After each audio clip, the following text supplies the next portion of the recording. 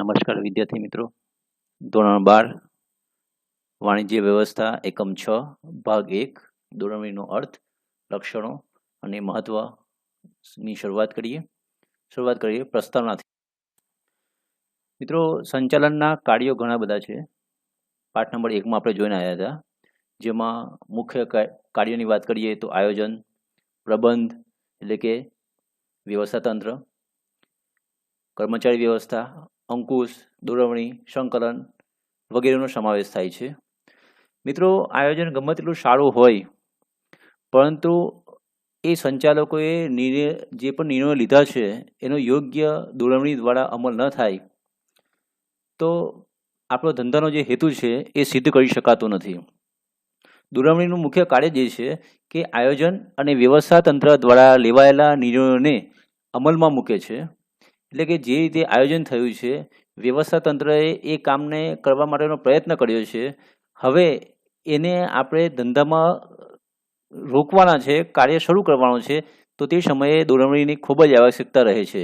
એટલે મિત્રો યાદ રાખજો કે કર્મચારીઓને સોંપેલું કામ કરાવવું એ દોરવણીનું કાર્ય છે. ફરીથી કહું છું કે કર્મચારીઓને સોંપેલું કામ કરાવવું એ દોરવણીનું કાર્ય છે. મિત્રો, ધંધામાં સૌપ્રથમ આયોજન થાય, ત્યારબાદ વ્યવસ્થા તંત્ર ગોઠવાય, પછી કર્મચારીઓની વ્યવસ્થા થાય. કર્મચારીઓની વ્યવસ્થા થયા બાદ હવે એ કર્મચારીઓ જ્યારે ધંધામાં કામે લાગે તો એમને કઈ રીતે કામ કરવું છે એ શીખવાડવાનું કામ દોરવણી કરતી હોય છે. ધંધાકીય એકમનું ધ્યેય અનેક વ્યક્તિઓના સહકાર વિના સિદ્ધ થઈ શકતું નથી, કારણ કે ધંધાકીય એકમ ખૂબ જ મોટો એકમ હોય છે, જેમાં અનેક વ્યક્તિઓ કામ કરતા હોય છે. કેટલાય અધિકારીઓ હોય છે, એના હાથ નીચે કામ કરતા કેટલાય કર્મચારીઓ હોય છે, જોબળો હોય છે, ફોરમેનો હોય છે, અને આ બધા જ વ્યક્તિઓ જો સહકારથી કામ કરે તો ધંધાનો હેતુ સિદ્ધ થઈ શકતો હોય છે. મિત્રો, સંચાલકે પોતાના હાથ નીચેના માણસો પર સતત દેખરેખ રાખવી, તેમને સૂચનાઓ આપવી, હુકમો આપવા અને સક્રિય નેતાગીરી પૂરી પાડવી એ બધાનો સમાવેશ દોરવણીમાં થતો હોય છે. દરેક એકમની અંદર કર્મચારીઓની કાર્યક્ષમતાનો આધાર દોરવણી ઉપર રહેલો હોય છે. મિત્રો, આ વાક્યને ફરીથી કહું છું, યાદ રાખજો. દરેક એકમમાં કર્મચારીઓની કાર્યક્ષમતાનો આધાર દોરવણી ઉપર રહેલો હોય છે. હવે આ દોરવણી આપનાર જો સક્ષમ હોય, બુદ્ધિ ચાતુર્યથી ભરપૂર હોય, એનામાં કૌશલ્ય હોય, તો આવા દોરવણી આપનાર વ્યક્તિ ગમે તેવા નબળા કારીગરને, સામાન્ય કક્ષાના કારીગરને પણ સારામાં સારી રીતે દોરવણી આપીને ઉત્તમ પરિણામ અપાવી શકે છે. પણ જો દોરવણી આપનાર વ્યક્તિ બિનકાર્યક્ષમ હોય, એનામાં આવડત ઓછી હોય, કૌશલ્ય ઓછા હોય, તો આવો દોરવણી આપનાર બિનકાર્યક્ષમ વ્યક્તિ સારામાં સારા કર્મચારીઓને પણ અપેક્ષિત પરિણામો લાવવામાં મદદરૂપ થઈ શકતા નથી. એટલે એવું કહેવાય છે કે સક્ષમ દોરવણી એ સંચાલનનું એક અનિવાર્ય અંગ છે. ઘણી વખત પરીક્ષામાં પૂછાય છે કે સક્ષમ દોરવણી એ સંચાલનનું એક અનિવાર્ય અંગ છે, સમજાવો. તો આ રીતે એને સમજાવી શકીએ છીએ. ધંધાકીય એકમમાં દોરવણી અને માર્ગદર્શન પૂરા પાડવાનું કાર્ય યુદ્ધમાં વ્યૂહરચનાઓ ઘડવાના કાર્યો જેવું છે. મિત્રો, યુદ્ધની પરિસ્થિતિ જ્યારે સર્જાતી હોય ત્યારે પ્રાચીન સમયની આપણે અમુક સીડીઓ જોતા હોઈએ છીએ અથવા અમુક પિક્ચર જોયા હોય તો એની અંદર યુદ્ધ માટેની આખી રચના ઘડવામાં આવે છે, આખો પ્લાન ઘડવામાં આવે છે કે કઈ રીતે યુદ્ધ કરવાનો છે, કેટલા શસ્ત્રોનો ઉપયોગ કરવાનો છે, કયા કયા વ્યક્તિઓ ક્યાં રહેશે. એવી જ રીતે અહીંયા ધંધામાં પણ જ્યારે સાધનો, યંત્ર સામગ્રીનો અને માનવ શક્તિનો ઉપયોગ થતો હોય તો એ લોકોના ભરપૂર ઉપયોગ કરવા માટે દોરવણી ખૂબ જ આવશ્યક છે. એટલે અહીંયા ધંધાકીય વ્યૂહરચનામાં સાધન સામગ્રી, માનવ શક્તિઓનો ઉપયોગો, વિશિષ્ટ પ્રથાઓ કેન્દ્રિત કરવા માટેના સ્થાનો, અર્થતંત્રની અમુક ગૂંચવણભરી બાબતો હોય, મુશ્કેલીઓ હોય, અને ધંધાકીય એકમમાં સતત સાતત્ય જળવાઈ રહે એના માટેના પ્રયત્નો અહીંયા દોરવણીમાં કરવામાં આવતા હોય છે. જોઈએ મિત્રો, દોરવણીની વ્યાખ્યા શું કહે છે. દોરવણીની વ્યાખ્યા મુજબ જોઈએ તો દોરવણી એટલે કર્મચારીઓને માર્ગદર્શન આપવું, તેમને કામગીરીથી વાકેફ કરવા, તેમના ઉપર દેખરેખ રાખવી અને તેમનો કાર્ય જુસ્સો ટકાવી રાખવો. મિત્રો, અહીંયા દોરવણીનું કાર્ય જ આ છે. તેઓ કર્મચારીઓને સતત માર્ગદર્શન આપે છે, કેવી રીતે કામ કરવાનું છે, કેવી રીતે કામ કરવાથી શું લાભ થશે, એ બધી બાબતો અહીંયા દોરવણી દ્વારા કહી શકાય છે. દરેક કર્મચારીઓને કઈ કામગીરી કરવાની છે એના વિશે એને વાકેફ કરાવે છે, એને જણાવે છે. અને આ ઉપરાંત કર્મચારીઓ પર સતત દેખરેખ રાખે છે. જો કર્મચારીઓને કોઈ મુશ્કેલી પડતી હોય તો એમાં દોરવણી આપવાનું, સલાહ સૂચન આપવાનું કામ, માર્ગદર્શન આપવાનું કામ દોરવણી કરતી હોય છે. દોરવણીના કારણે કર્મચારીઓનો જુસ્સો ટકી રહે છે, કારણ કે કર્મચારીઓ કામ કરતા હોય, કામ કરતાં કરતાં એને ભૂલ પડે, મુશ્કેલી પડે તો એ તાત્કાલિક કોઈ પણ દોરવણી આપનાર અધિકારી કે સંચાલકને પૂછે તો એની સમસ્યાનું અહીંયા સમાધાન થઈ શકે છે. આથી દોરવણી એ કર્મચારીના કાર્ય જુસ્સાને ટકાવી પણ રાખે છે. બીજી વ્યાખ્યા છે, કર્મચારીઓને ધ્યેય પૂર્તિ માટે માર્ગદર્શન આપવાનું કાર્ય એટલે દોરવણી. મિત્રો, કોઈ પણ ધંધો શરૂ થતો હોય તો એની પાછળ કોઈક ને કોઈ ધ્યેય, કોઈને કોઈ ઉદ્દેશ્ય હોય છે. હવે જ્યારે એ ઉદ્દેશ્યની પૂર્તિ કરવાની હોય તો એ કર્મચારીઓને સતત માર્ગદર્શન આપવું ખૂબ જ જરૂરી છે. એટલે દોરવણીમાં કર્મચારીઓને માર્ગદર્શન આપવામાં આવે છે, જેના કારણે ધંધાનો જે ધ્યેય છે એ સિદ્ધ કરી શકાય છે. આ ઉપરાંત કૃંતજ અને ઓર્ડરોની વ્યાખ્યા એ પણ ખૂબ જ અગત્યની છે, કારણ કે એક્ઝામમાં ઘણી વખતે દોરવણીનો અર્થ પૂછાય તો તમે ઉપરોક્ત બેનની વ્યાખ્યા અથવા આ કૃંતજ અને ઓર્ડરોની વ્યાખ્યા લખી શકો છો. પણ પરીક્ષામાં જો એવું સ્પષ્ટ પૂછાય કે કૃંતજ અને ઓર્ડોનેલની આપેલી વ્યાખ્યા મુજબ દોરવણી એટલે શું, તો એના માટે આ વ્યાખ્યા લખવી ખૂબ જ જરૂરી છે. તો દોરવણી એટલે શું એમના મતે જોઈએ તો તાબેદારોને માર્ગદર્શન આપવું અને તેના પર દેખરેખ રાખવી, તેનું નામ દોરવણી. મિત્રો, તાબેદારો એટલે કોણ? તો કે તાબેદારો એટલે સંચાલકના હાથ નીચે જે કામ કરતા કર્મચારીઓ હોય એ બધા તાબેદારો કહેવાય. અને એ તાબેદારોને સતત માર્ગદર્શનની જરૂર પડતી હોય છે. આ ઉપરાંત એવો જે પણ કામ કરે છે એ કામ કેવું છે એના પર પણ સતત દેખરેખ રાખવી ખૂબ જ જરૂરી છે. આથી કૃંતજ અને ઓર્ડેનર એવું કહે છે કે તાબેદારોને સતત માર્ગદર્શન આપવું પડે, એમને સતત દોરવણી આપવી પડે, એમને પર સતત દેખરેખ રાખવી પડે, તો જ ધંધાનો ઉદ્દેશ્ય સિદ્ધ કરી શકાય છે. આમ દોરવણી એક એવું કાર્ય છે જે ધંધા માટે નક્કી કરેલા ઉદ્દેશોને સિદ્ધ કરવા માટે મદદનીશોને આદેશો આપીને તેમના ઉપર નિરીક્ષણ રાખે છે.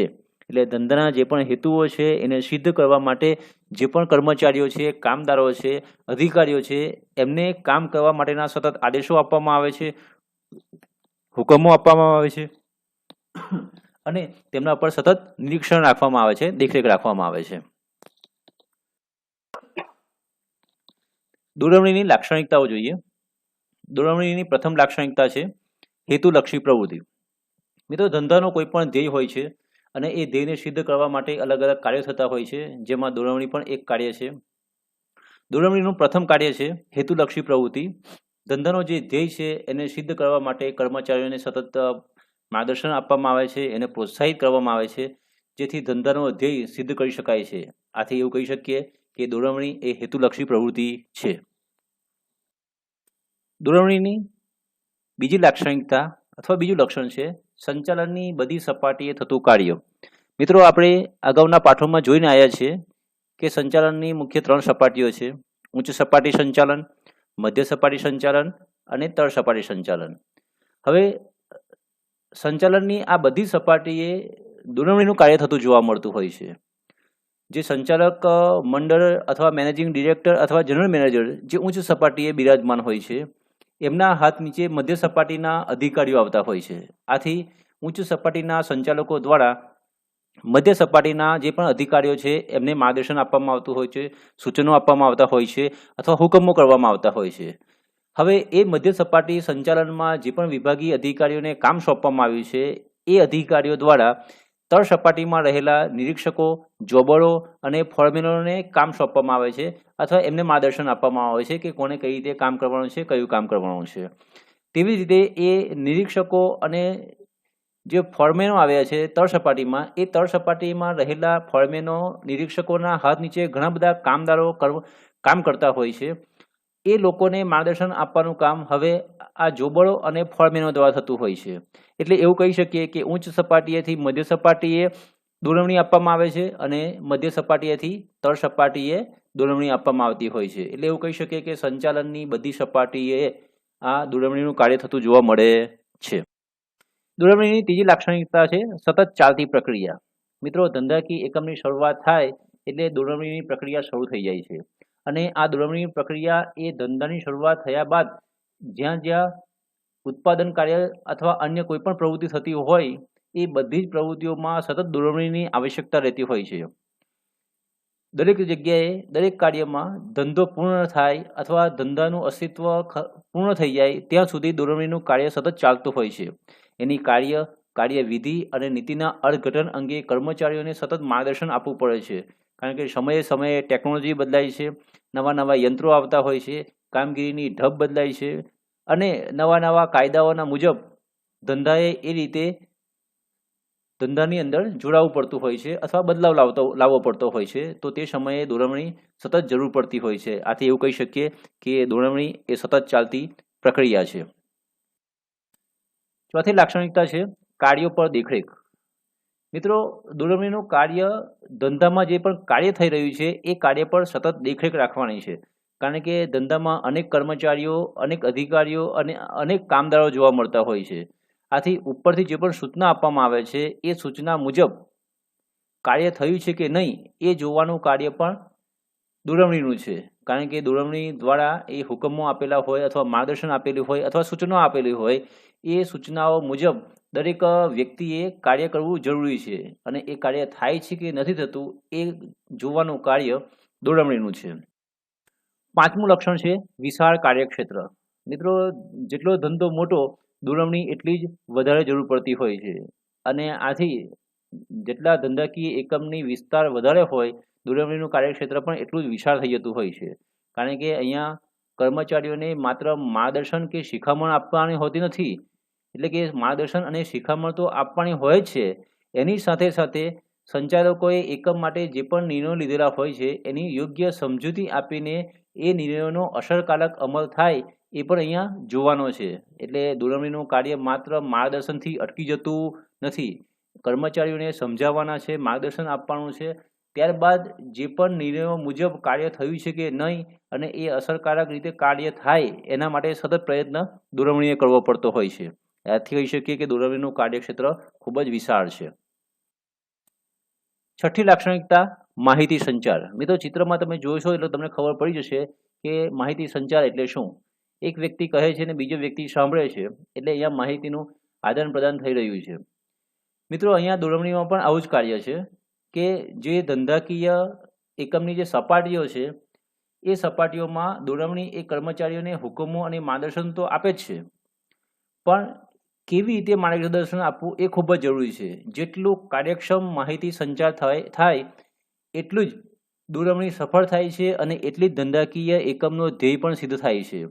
માહિતી સંચાર કરતી વખતે એટલે કે માહિતી પહોંચાડતી વખતે એ માહિતી વ્યવસ્થિત ન પહોંચે તો ધંધાકીય એકમમાં મુશ્કેલી સર્જાઈ શકે છે. એટલે માહિતી સંચારની પ્રક્રિયા યોગ્ય સમયે થવી જોઈએ, યોગ્ય કર્મચારી સુધી એ માહિતી પહોંચવી જોઈએ અને એને યોગ્ય માર્ગદર્શન મળવું જોઈએ. જો આમાં ત્રણમાં ક્યાંય મુશ્કેલી સર્જાય તો દોરવણીનો જે હેતુ છે અથવા ઉપરથી આપવામાં આવેલું માર્ગદર્શન છે એ સ્પષ્ટ અને કર્મચારીને ખબર પડે એવું હોતું નથી.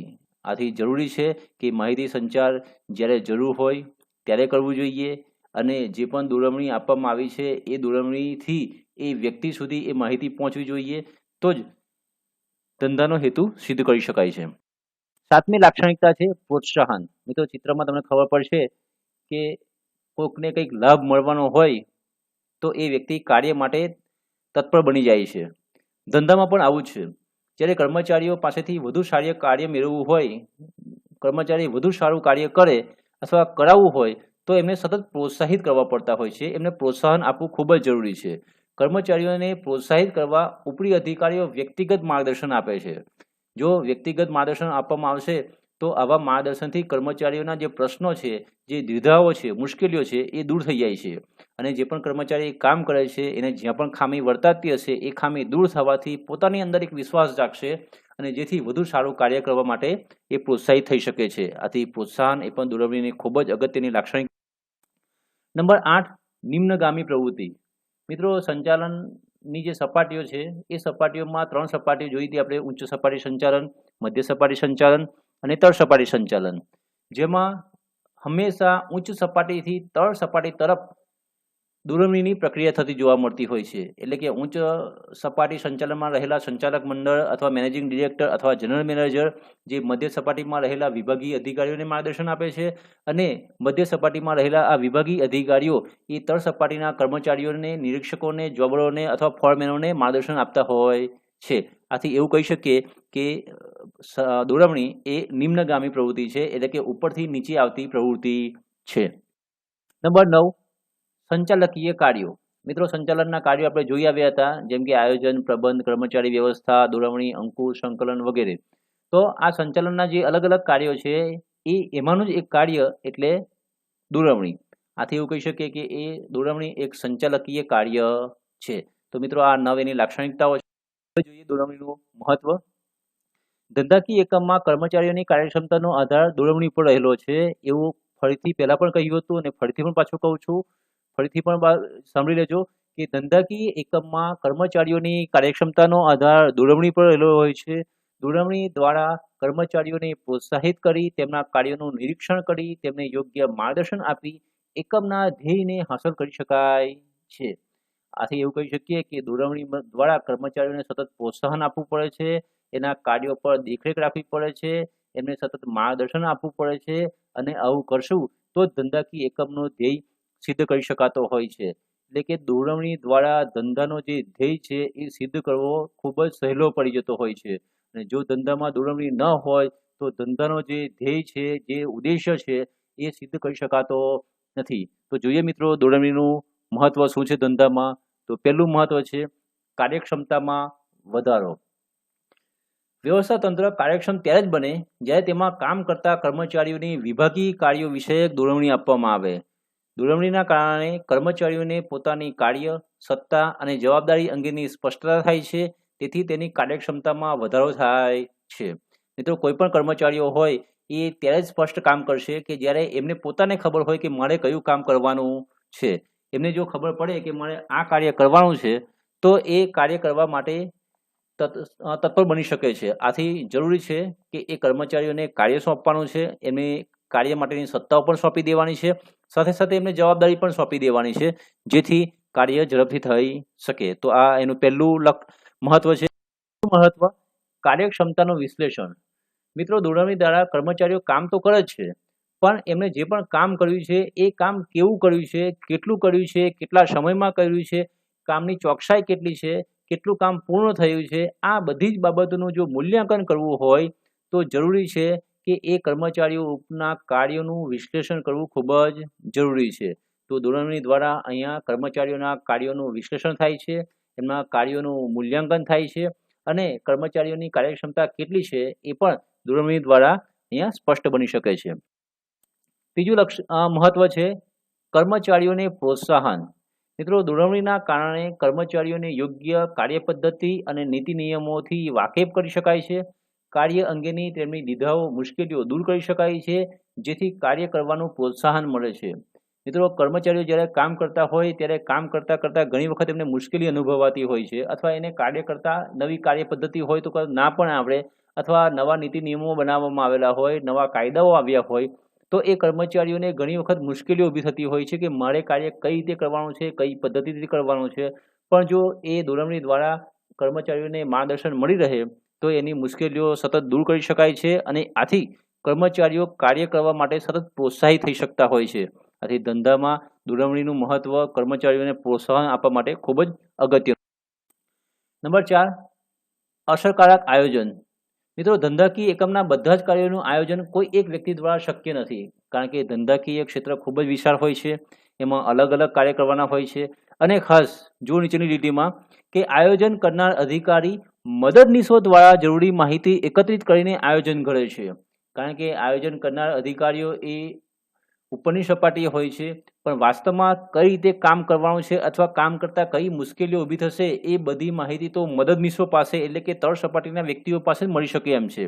તો આવા મદદનીશો પાસે માહિતી એકત્ર કરવામાં આવે છે અને પછી આયોજન કરવામાં આવતું હોય છે. અને આવું જો મદદનીશો દ્વારા સાચી માહિતી એકત્ર કરવામાં આવે અને આયોજન કરવામાં આવે તો એ આયોજન દ્વારા ધંધાકીય એકમનો ધ્યેય સરળતાથી સિદ્ધ કરી શકાય છે. આથી એવું કહી શકીએ કે અસરકારક આયોજન કરવું હોય તો દોરવણી ખૂબ જ આવશ્યક છે. 5. અસરકારક વ્યવસ્થા તંત્ર. મિત્રો, દોરવણીના કારણે દરેક કર્મચારીઓને તેની સત્તા અને જવાબદારીનો ખ્યાલ આવે છે. કારણ કે આપણે આગળ જોઈ ગયા હતા કે વ્યવસ્થા તંત્ર ગોઠવાઈ જાય છે, એને સત્તા અને જવાબદારી સોંપી દેવામાં આવે છે, પણ એ સત્તા અને જવાબદારી સોંપવાનું કાર્ય પણ દોરવણી દ્વારા જ સંલગ્ન છે. આ ઉપરાંત અધિકારીઓને હુકમો અને સૂચનાઓનું યોગ્ય રીતે પાલન પણ દોરવણી દ્વારા થાય છે. આથી એવું કહી શકીએ કે વ્યવસ્થા તંત્ર આપણે ગોઠવી દઈએ, સત્તા અને જવાબદારીની સોંપણી કરી દઈએ, પરંતુ એ વ્યવસ્થા તંત્રને જો આપણે અસરકારક બનાવવું હોય તો એના માટે દોરવણી ખૂબ જ આવશ્યક છે. 6થું મહત્વ છે મિત્રો, સંકલન અને સહકાર. મિત્રો, ચિત્ર દ્વારા તમે જોઈ શકો છો કે ચિત્રની અંદર દરેક વ્યક્તિ એક બીજા વ્યક્તિ સાથે જોડાયેલો છે. આ એક ધંધાકીય એકમની વાત થઈ શકે છે કે સમજો કે આ 6 વ્યક્તિઓ એ ધંધાકીય એકમના અલગ અલગ વિભાગો છે. તો આ દરેક વિભાગ એ બીજા વિભાગ સાથે જોડાયેલો છે, એટલે કે એક વિભાગમાં થતું ઉત્પાદન એ બીજા વિભાગને અસર કરી શકતા હોય છે. તો દરેક ધંધાકીય એકમના વિભાગોમાં કર્મચારીઓ જ્યારે કામ કરતા હોય તો એમના બધા જ કાર્યો એકબીજા પર આધાર રાખતા હોય છે. વળી ધંધાકીય એકમના દરેક કર્મચારીઓના પોતાના વ્યક્તિગત ધ્યેય હોય છે, પોતાની વ્યક્તિગત ઉદ્દેશ્ય હોય છે અને એના કારણે એ ધંધામાં જોડાયેલા હોય છે. તો ધંધાકીય એકમમાં એ વ્યક્તિના વ્યક્તિગત હિતોને પણ પાર પાડવાના છે અને સાથે સાથે ધંધાકીય હેતુને પણ પાર પાડવાના છે. તો એના માટે જરૂરી છે કે દોરવણી આપના નેતા એના તાબેદારોના કાર્યોનું સંકલન કરે, બધા જ કર્મચારીઓ સાથે સહકારથી કામ કરે, તો ધંધાકીય એકમનો ધ્યેય સિદ્ધ કરી શકાય છે. આમ દોરવણીના એક મહત્વ તરીકે સંકલન અને સહકાર ખૂબ જ જરૂરી છે. અંકુશનું કાર્ય. મિત્રો,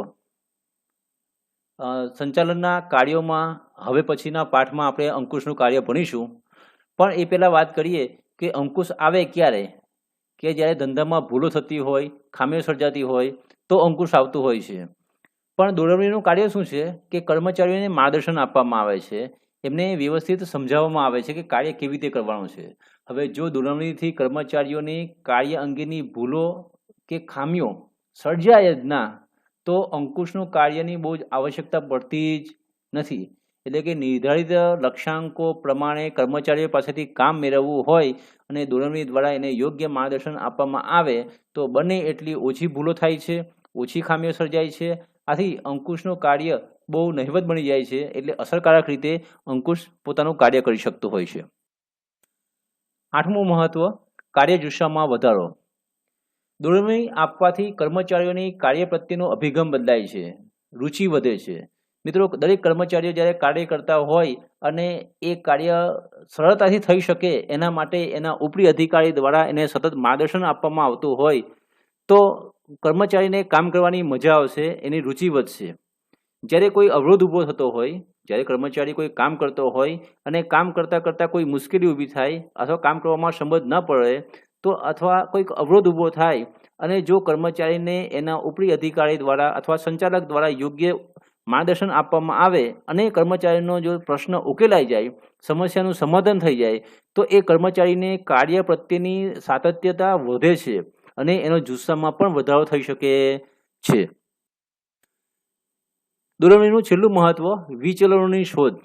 મિત્રો, ઘણી વખત કર્મચારીઓ કામ કરતા હોય છે અને કામ કરતાં કરતાં ઘણી વખત એવા કામ થતા હોય છે કે જેની કલ્પના પણ કરેલી હોતી નથી અને ધંધામાં એવા પરિણામ આવે છે કે જેથી એ ધંધા માટે પણ નુકસાનકારક નીવડે છે અને એ વ્યક્તિ માટે પણ નુકસાનકારક નીવડતા હોય છે. તો અહીંયા દોરવણીનું કાર્ય જ એ છે કે ધંધામાં એવા કયા વિચલનો આવે છે અથવા કઈ એવી મુશ્કેલીઓ સર્જાય છે કે જેની ખબર પણ ન હતી અને અચાનક આવી જતા હોય છે. આવા ખામીઓને, આવા વિચલનોને પ્રાથમિક તબક્કામાં શોધવામાં આવે છે અને વ્યવસ્થિત પગલાં લેવામાં આવે છે કે જેથી કરીને આવી મુશ્કેલીઓ ન સર્જાય, જેથી કરીને ધંધાની પ્રગતિ થઈ શકે. તો આમ દોરવણીના મહત્વ પણ 9 છે. મિત્રો, અમારી સ્ટડી પ્લસ ઇકોનોમિક્સ ચેનલ, એમાં આવતા વિડીયો તમને ગમતા હોય તો લાઈક કરજો, શેર કરજો અને મિત્રો સબસ્ક્રાઈબ ન કરી હોય તો કરી દેજો, કારણ કે આવનારા સમયમાં પણ અવનવા વિડીયો મૂકવાની શરૂઆત કરી દીધી છે. નમસ્કાર, જય હિન્દ, જય ગરવી ગુજરાત.